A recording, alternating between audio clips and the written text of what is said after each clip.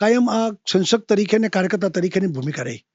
હું તમને કહું, કોલેજમાં હતો ત્યારે જબો લેંગો ને થેલો, વાળ લાંબા આપણા, અને આ જ આપણી ઇમ્પ્રેશન ને હું કોલેજની ચૂંટણીઓ પણ જીતતો, અને ત્યારે એક આખી છાપ જ આપણી આ હતી કાર્યકર્તા તરીકેની.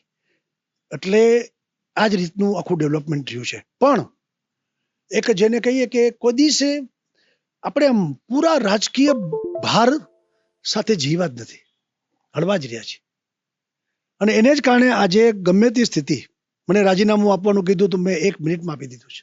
હસતા હસતા આપ્યું એ છે. તો તમે પહેલા કીધું કે સત્તા માટેની સેવા માટે કામ કરો એટલે છો. એટલે જ હું હસતા હસતા આપી શક્યો. બહુ સાચી વાત છે. નહીંતર એક સરપંચ પાસે રાજીનામું માગો જોઈએ, ખબર પડે. અને કેટલા લોકો આપણે જોયા છે રોતા, કે એક ટિકિટ ન મળી હોય ને મગજ ફરી જાય છે માણસનો. પણ આપણે આમ એકદમ સ્વસ્થતાથી આપ્યું, એટલે એ જીવનની કસોટી હતી. નકર છોડવું કોને ગમે, અને જ્યારે સંપૂર્ણ સત્તા હોય ત્યારે છોડવાની આવે. તો એ તેથી આપણે હેલા નથી, કે આપણે કદી છે આ વસ્તુને ગણી જ નથી. અને આનંદથી જે કાંઈ આપણે જવાબદારી સોંપવામાં આવે છે કામ કરી છે, કાર્યકર્તા તરીકે કરી છે. કદી જેને કે કોઈ દિવસ આપણે એવો મનમાં ભાવ રાખ્યો જ નથી કે એમાં ક્યાંય અભાવ હોય આપણે, અને કોઈ સત્તાનો પ્રભાવ પણ હોય આપણે. એવી વસ્તુ રહે જ નથી. તમે બિઝનેસમાં પણ બહુ એક્ટિવ હતા, બહુ મોટું તમારું કામ હતું. થોડી એની વિશે વાતો કરીએ. બિઝનેસમાં મેં તમને કીધું ને કે હું બહુ ધંધામાં મારો પહેલેથી સાહસિક સ્વભાવ રહ્યો છે. એટલે ધંધામાં પણ મેં કીધું ને, મશીનરી કામનું, પાર્ટ્સનું કામ કરતા તો ઘણું મેં ડેવલપ કર્યું હતું. મેં પછી ઇમ્પોર્ટે શરૂ કર્યું હતું, પછી એક્સપોર્ટે કરવાનું શરૂ કર્યું. મેન્યુફેક્ચરિંગમાં મારી લાઈફ, અમારા કુટુંબમાંથી મેં પહેલાં શરૂઆત કરી. શેરબજારમાં મારું પહેલું કામ, અને શેરબજારમાં હું સ્ટોક એક્સચેન્જનો પ્રેસિડેન્ટ સુધી હતો.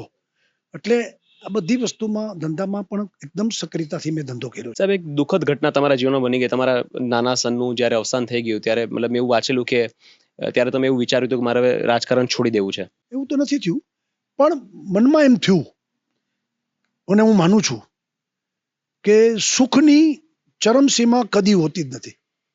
કોઈ વ્યક્તિ એમનો કે આજે બસ હવે હું ખૂબ સુખી છું, પણ દુઃખની ગરિમા કેટલી છે ને એ તેથી મને સમજાણી, કે આપણો વાલો દીકરો આપણા વચ્ચેથી વયો જાય. એટલે એ દુઃખની ગરિમાનો ટચ થઈ ત્યારે.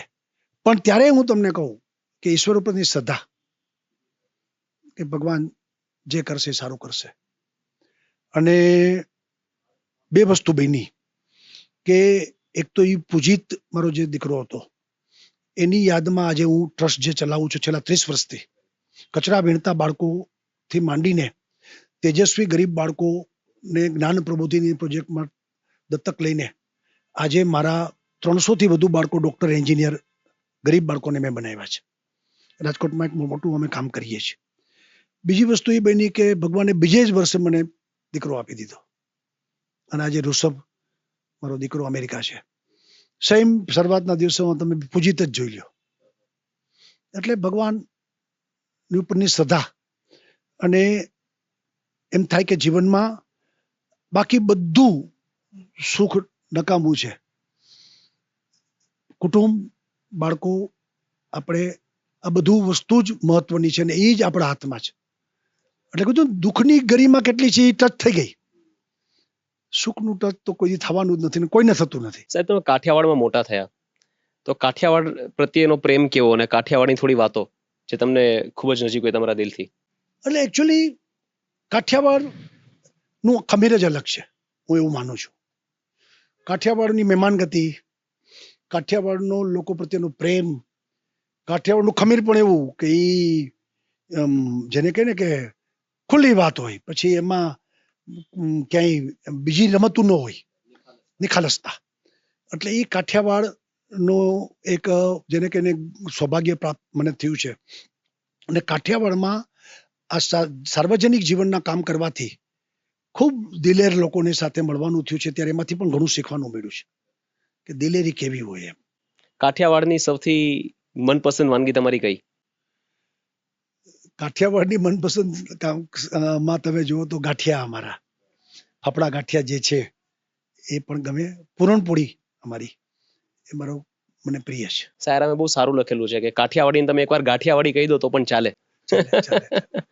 રાઈટ સાહેબ, ગુજરાતમાં સૌથી વધારે ગમતી તમને જગ્યા કઈ કે જ્યાં તમને જવું વારંવાર ગમે? હું એમ માનું છું કે સાસણ એ ગમતી જગ્યા છે, અને આ બધું ફર્યા એમાં કચ્છ પણ ગમતી જગ્યા એવી જગ્યા છે કે જેમાં આપણે આનંદ થાય. અને દેવદર્શન માટે ક્યાંય જવું હોય તો તમે ક્યાં જાઓ? તો હું અંબાજી, પાલિતાણા, સોમનાથ, દ્વારકા બધે જાઉં છું. એક લાસ્ટ સવાલ સર, એક આદર્શ રાજનેતા કેવા હોવા જોઈએ અને આજના યંગસ્ટર્સને તમે શું સલાહ આપશો? પહેલી તો ધીરજની આવશ્યકતા છે કે ધીરજ જોશે. ધીરજ જીવનમાં રાખશો તો તમે તમારા લક્ષ્ય સુધી પહોંચી શકશો. જો ધીરજ વહી ગઈ, કારણ કે આજે હું જોઉં છું હજી યાર આપણે એમ થાય કે 2-5 વર્ષ નથી થયા ત્યાં સીધી જ માંગણીઓ શરૂ થાય છે, અને કોઈ પણ મોટા મોટા પદ માટે અપેક્ષા જાગી જાય છે. અમે વર્ષો સુધી કામ કરતા, મગાઈ નહીં કોઈ દિવસ. કોર્પોરેશનની ટિકિટ આપીને તે દિવસે અમે માગવા નહોતા ગયા. બીક લાગે આપણા અધિકારીઓ વડીલોની, આપણે મગાઈ, ગુસ્સે થશે આપણા ઉપર. આજે જુદું થઈ ગયું છે. આજે તો હજી 2 વર્ષ ન થયા ત્યાં સીધી માંગણીઓ શરૂ કરી દે છે. એટલે એમાં લાગે કે ધીરજ ખૂટી ગઈ છે.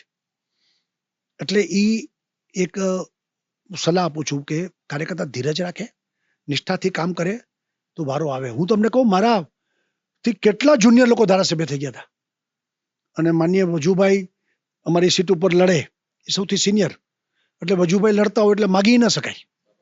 વજુભાઈ 7 ટર્મ ધારાસભ્ય રહ્યા. સર કાંઈ તો છે રાજકોટ વેસ્ટની સીટમાં, કાંઈ એ જગ્યાનો કાંઈક તો એવો પ્રભાવ છે. નહીં, એટલે મૂળ કાર્યકર્તાનું ઘડતર. અમે ધીરજ ગુમાવી નહોતી, અને વજુભાઈ ગવર્નર થયા પછી હું લડ્યો છું એ સીટ, અને મેં ધીરજ રાખી તો એટલો સિનિયર કાર્યકર્તા બન્યો તો મારા નસીબ અને નરેન્દ્રભાઈની આભાર કે આપને મુખ્યમંત્રી સીધું પહોંચ્યા. મને યાદ છે એ વખતે નરેન્દ્રભાઈએ જ્યારે મને કેબિનેટ મંત્રી બનાવ્યો ત્યારે ત્યાંની ઇન્ટરનલ મિટિંગમાં 6-7 લોકો વચ્ચે જ્યારે ચર્ચા થઈ મંત્રીમંડળનું એક્સપાન્શન, તો કે આ બધા બેઠા છે ને, વિજયભાઈ સિનિયર છે સૌથી, આ તો એને ધારાસભાનો લડવાનો મોકો નથી મળ્યો, કેબિનેટ મંત્રી બનાવો એવું નરેન્દ્રભાઈ કીધું હતું. એટલે ધીરજ રાખી તો નકર શું થાય, રાજકારણમાં ફ્રસ્ટ્રેશન આવે છે ને, માણસ નેગેટિવ થઈ જાય છે. નેગેટિવ થઈ જાય છે એટલે એ પછી પોતાને જ પગ ઉપર કુવાડા મારે છે, અને એને કારણે એની કેરિયર સ્પોઇલ થાય છે. એટલે ધીરજ એક આવશ્યક છે.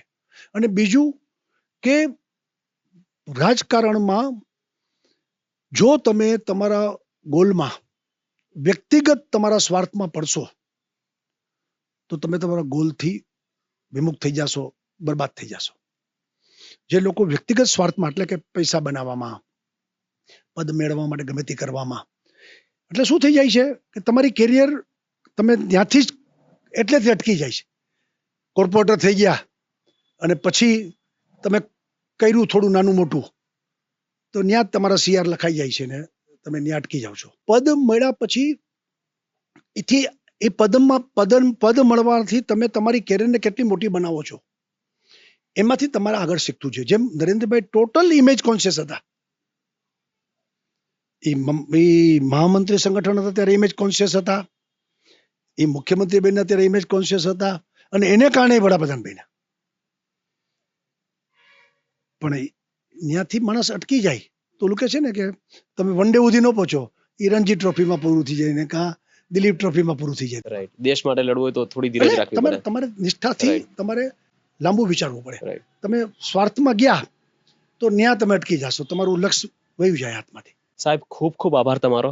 આજે આપણે એવી બધી વાતો કરી છે જે કદાચ લોકોએ ક્યારેય નહીં સાંભળી હોય, અને મને પર્સનલી એવું લાગતું હતું કે હું મારા કોઈ વડીલ સાથે બેઠો છું અને મને એમની જૂની વાતો સાંભળવા મળે છે. આ અવસર મને મળ્યો એની માટે તો હું ખૂબ નસીબદાર છું, અને લોકોને પણ આ બધું સાંભળવા મળશે તો લોકોને પણ બહુ જ મજા આવશે. ખૂબ ખૂબ આભાર તમારો અમારી સાથે તમે સમય વિતાવ્યો. હજી ઘણું વાત કરવી હતી પણ હવે સમય નથી, પછી ક્યારેક મળીશું. મળીએ સર. કાયમ આ સંસદ તરીકે ને કાર્યકર્તા તરીકેની ભૂમિકા રહી.